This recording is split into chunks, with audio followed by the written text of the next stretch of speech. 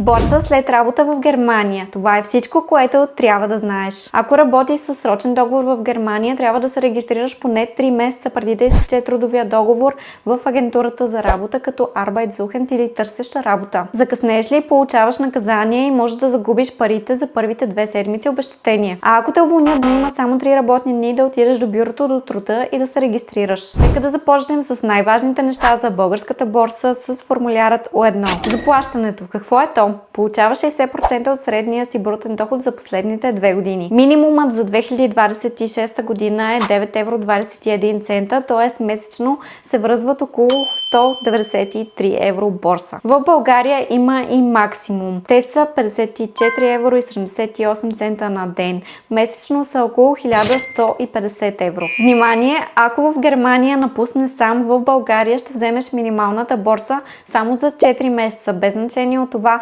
колко дълго си работил тук и колко си заработвал. Срока за регистрация в българското бюро по труда е 7 дни след прибирането. Сега, разбира се, трябва да споменем и капанът център на интересите. Внимание! Ако си живял дълго време в Германия, но и може да ти откаже борса с аргумента, че центъра на интересите ти е останал тук. Ако това се случи, често се налага на месеца на адвокат, за да докажете, че наистина сте се прибрали окончателно в България. Да, преминем към немската борса в България с У2. Искаш много по-висока немска борса, докато си в България, то тогава ти трябва формулярът У2. Условието е да си бил регистриран като безработен в Германия поне 4 седмици. Немската борса е 60% от нетната заплата. 67% ако имаш деца. Като разбира се, има 7 работни дни да се регистрираш в българското бюро по труда като безработен от датата, която си посочил в У2. А тази борса може да получаваш максимум 6 месеца от България. Първоначално ти отпуска 3 месеца, но преди да приключи този период може да напишеш писмо